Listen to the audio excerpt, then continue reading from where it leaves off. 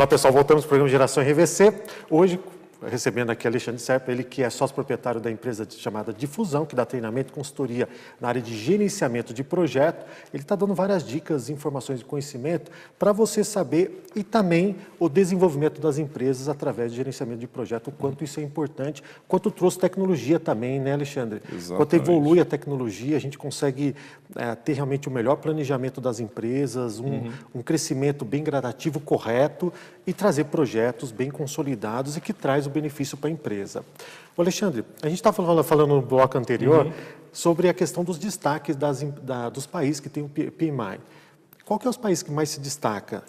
Hoje a gente está falando de PMI, estamos falando de Estados Unidos, Estados Unidos é quem... É a maior associação, é a maior, vamos dizer, a mais comercial, né? Apesar de você ter o IPMA na Europa, o APM na Inglaterra, que tem algumas características um pouco diferentes do PMI, o PMI é o maior destaque. Então, eu diria que os Estados Unidos é a nação aí que se destaca na questão de projetos.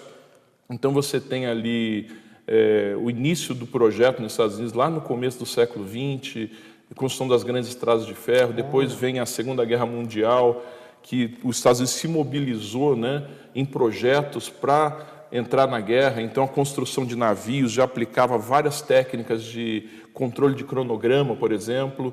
Depois você tem o projeto Manhattan, que foi aquele primeiro projeto onde você realmente teve a aplicação de técnicas de gerenciamento de projeto, culminando depois no pós-guerra com a inauguração da NASA, e aí todo esse crescimento e aí a coisa começou a crescer na questão de projetos desde ali da década de 60. Então, eu diria que os Estados Unidos é um grande exemplo aí, mas você tem países como a Alemanha, a Suíça, onde surgiu o IPMA, que também são destaques nessa coisa. E como está o Brasil em relação a esse país? Tem um gap muito grande ou a gente está próximo? A gente tem um gap bastante grande. A gente tem, primeiro pela nossa cultura, né? A gente tem uma cultura um pouco avessa a essa questão da gestão, né?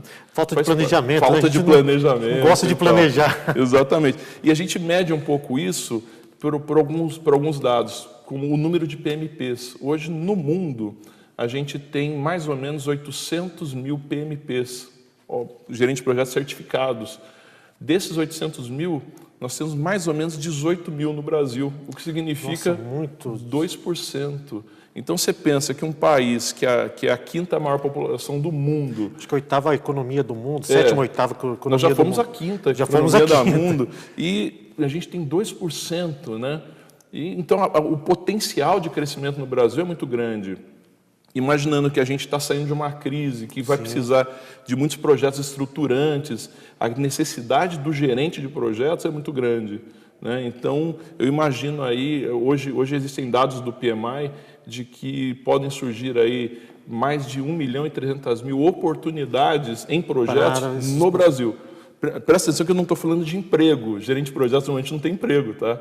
Gerente de projetos tem projeto. Então, nós estamos falando aí de 1.300.000 oportunidades em projetos nos próximos anos, aí, se a gente realmente conseguir aí superar essa crise, né? Quando a gente fala de projeto, planejar, a gente fatalmente já lembra do governo, mas o governo de uma forma geral, né?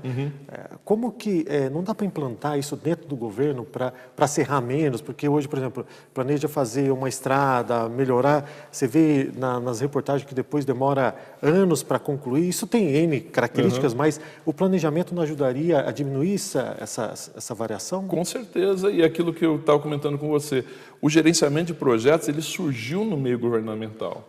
Então, você está falando da Segunda Guerra, onde eles estavam construindo navios, não era particular, né? Não era privado, era o governo construindo o projeto Manhattan. Então, o gerenciamento de projetos ele surge nesse contexto e, em determinado momento da história, ele saiu. E no Brasil, a gente tem esse gap, né? Mas ele é totalmente aplicável, ainda mais hoje, que a gente já está falando, por exemplo, de abordagens ágeis em projetos, que pode ser um assunto que a gente pode tratar em um outro momento, mas abordagens ágeis, por exemplo, ela tem 3 pilares, que é a transparência, a adaptabilidade e a inspeção, né? E o que mais que a gente teria que aplicar num projeto governamental, né? Primeiro, a transparência, tanto financeira quanto de escopo e toda, a adaptabilidade, porque as coisas mudam, então você tem grandes projetos, problema de clima, problema financeiro, então adaptar Isso no projeto não precisa parar, ele tem que se Ele adaptar. pode... E a inspeção, está sujeito à inspeção do processo o tempo todo. Então, a técnica, ela se aplica perfeitamente no meio governamental. Não, isso ajudaria demais até para sobrar mais dinheiro para outros fins, né, que infelizmente o dinheiro acaba se pulverizando aí e não tendo o destino correto no momento correto. A gente vê bastante, principalmente nas últimas Olimpíadas ou até mesmo na Copa do Mundo, por exemplo, um estádio que ia custar 500 mil, custou 500 milhões, 800 milhões. Então, é uma variação muito grande. Que se fosse um projeto de uma empresa privada, aquele gerente de projetos já nunca mais tocaria em um projeto, né? Porque seria uma incompetência muito grande deixar chegar a esse ponto. Exatamente. E existe uma esperança, porque, por exemplo, a gente mesmo aqui da difusão, a gente já tem feito alguns empreendimentos no setor público, né? Por exemplo, a gente vai ter agora, aqui em Pinda, né? Nós vamos estar trabalhando aqui em Pinda, dentro da prefeitura, dando um curso para o pessoal de planejamento, na área de projetos. Então, existe uma predisposição para que isso aconteça. Tá? Então, a nossa expectativa aí para a futura é bastante promissora. Não, isso é importante, a gente espera que isso cresça cada vez mais. Certeza. Existe algum segmento que é mais aceitável esse tipo de projeto ou não? Ou qualquer segmento hoje tem uma aceitabilidade a um gerente de projeto? Qualquer segmento. Então, eu tenho colegas que têm trabalhado em diversas áreas. Tá? Então, você tem desde a engenharia, informática, temos gerente de projetos no meio hospitalar, temos no RH, marketing.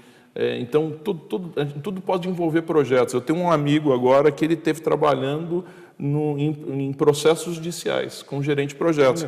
Porque você tem uma série de processos, tem uma série de entregas, uma série de datas, série de coisas que têm que ser planejadas e contratar um gerente de projetos para fazer organizar esse processo. Que dica que você dá para o nosso telespectador que está lá em casa que quer casar, ou quer comprar um carro, ou quer fazer uma faculdade? Quais são as dicas principais que você dá para ele? As dicas se planeje primeiro. Então, coloca os requisitos, aquilo que você quer alcançar, porque projeto sem objetivo não é projeto. Tem que saber onde você quer chegar. Tem que saber onde você quer chegar. Então, todo bom projeto, primeiro, ele tem que ter uma equipe, você tem que saber com quem que você vai contar para fazer. O segundo, qual é o seu objetivo? E tem que ser um objetivo muito específico.